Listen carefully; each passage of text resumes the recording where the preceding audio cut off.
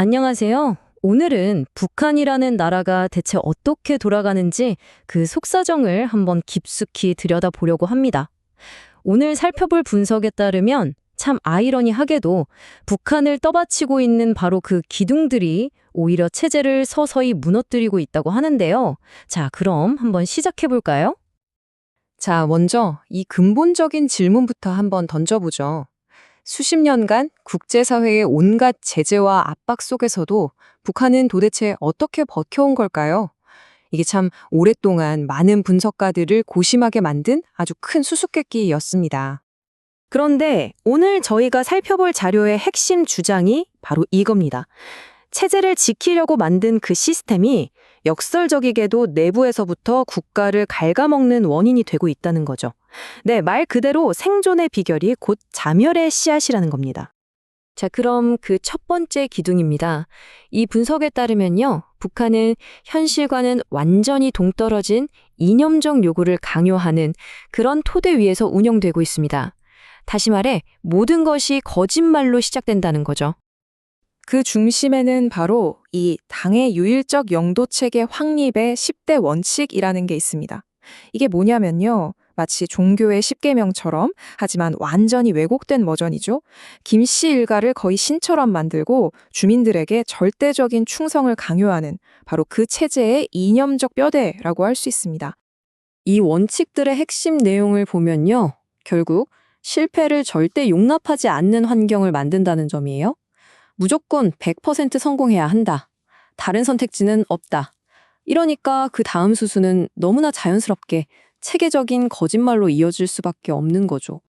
이런 이념적 압박이 현실에서 어떤 결과를 낳는지 이 인용문이 아주 적나라하게 보여줍니다.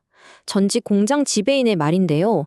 서류에는 시멘트가 10,000톤이 있다고 되어 있는데 막상 창고에 가보면 10%밖에 없다는 거예요. 자원은 거의 바닥났는데도 공장 관리자는 무조건 100% 성공했다고 보고해야만 하는 겁니다. 바로 이 지점에서 지도부가 보고받는 내용과 실제 현실 사이에 엄청난 격차가 생기는 겁니다. 위에서는 계획의 한 7, 80%는 성공했구나 이렇게 인식할지 모르지만 실제 공장 가동률은 10%에 불과한 거죠. 경제가 거의 마비 상태인 겁니다. 이론이 효과적인 국가 운영이라는 게 애초에 불가능해지는 거죠. 이게 끝이 아닙니다. 또 다른 정말 충격적인 사례인데요. 이런 체계적인 거짓말이 국가 안보의 핵심인 군수물자 비축까지 뻗어 있다는 겁니다. 보고서상으로는 꽉 차 있는 휘발유 탱크가 실제로는 90%가 물로 채워져 있다는 거죠. 만약에 전쟁이라도 나면 비행기나 탱크가 움직일 수조차 없다는 얘기입니다. 이건 뭐 스스로의 안보를 갉아먹는 행위나 다름없죠. 자, 그럼 다음 기둥으로 넘어가 볼까요? 이 거짓말의 시스템이 어떻게 연결되는지 한번 보시죠. 결국 이 거짓말을 유지하기 위해서 국가는 주민들에게 감당할 수 없는 거의 불가능에 가까운 과업들을 강요하게 됩니다. 이게 바로 그 사회적 과제라는 건데요. 여기 보시는 건 수십 가지 중에 정말 일부에 불과합니다. 갑자기 농촌에 가서 일하라고 하질 않나? 집집마다 고철을 몇십 첼로씩 내라고 하질 않나? 심지어 개인당 퇴비를 1.5톤씩 바쳐야 하고요. 기업들은 달러를 벌어오라고 쥐어짜고 뭐 말 그대로 일상생활 자체가 국가가 내리는 끝없는 부담의 연속이 되는 겁니다. 자, 이 중에서 딱 하나 파철 과제만 좀 더 자세히 볼게요. 파철이 뭐냐면 고철이거든요. 이걸 바치라는 요구입니다. 이게 어느 정도냐면 100명 규모의 기업소에 떨어지는 연간 할당량이 1톤에서 많게는 5톤에 달합니다. 이 요구가 너무 가혹하다 보니까 이걸 채우려고 노동자들이 자기 공장에 멀쩡하게 돌아가는 기계를 훔쳐서 부순 다음에 고철로 내는 일까지 벌어진다고 합니다. 자, 그러니까 핵심은 이겁니다. 이렇게 과도한 과제들 때문에 국가가 운영하는 공식 경제는 아예 멈춰서 버리고 오히려 나라의 생산 능력을 적극적으로 파괴하는 결과로 이어지는 거죠. 그럼 사람들은 어떻게 하겠어요? 살아남기 위해 다른 방법을 찾을 수밖에 없는 겁니다. 아니, 그럼 정권은 대체 어떻게 이런 불가능한 거짓말과 부담을 강요할 수 있을까요? 여기서 바로 세 번째이자 마지막 기둥이 등장합니다. 그건 바로 사회 전체에 깔려 있는 공포의 시스템입니다. 북한의 국가 통제에는 크게 두 개의 팔이 있습니다. 하나는 국가 보위성, 다른 하나는 사회 안전성인데요. 보위성은 주로 정치범, 그러니까 사상이나 반체제적인 생각을 감시하는 데 초점을 맞추고요. 사회 안전성은 일반 범죄나 주민들의 이동, 일상생활 전반을 감시하는 역할을 합니다. 하나는 생각을, 다른 하나는 행동을 통제하는 이중 감시망인 셈이죠.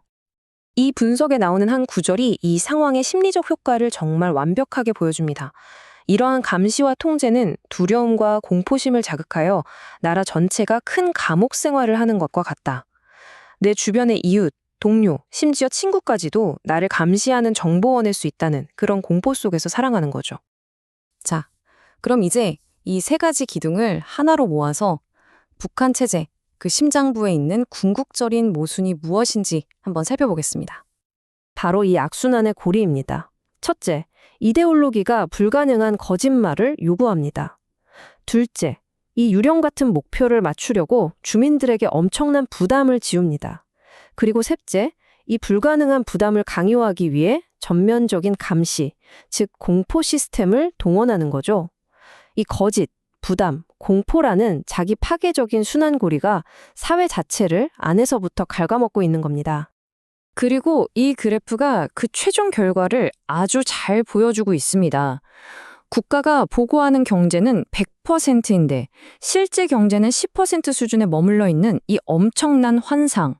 결국 공식 경제는 붕괴했고 사람들은 살아남기 위해서 스스로 적응할 수밖에 없게 된 거죠.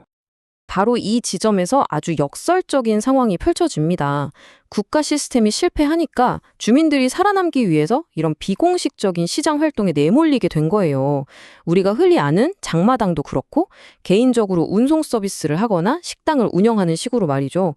공식적으로는 이런 걸 비사회주의라고 비난하지만 이제는 이런 비공식 경제가 없으면 북한 사회 자체가 유지될 수 없는 그런 모순적인 상황에 이른 겁니다. 그래서 이 분석이 마지막으로 던지는 질문은 이것입니다. 이 시스템이 이렇게 내부로부터 스스로를 갉아먹고 있는데 만약 거짓이 더 이상 그 엄청난 부담을 지탱할 수 없는 임계점에 도달하면 그때는 과연 무슨 일이 벌어질까요? 붕괴라는 토대 위에 세워진 이 국가의 미래는 어떻게 될 것인가? 이 질문이 오늘 우리에게 깊은 생각할 거리를 남기는 것 같습니다.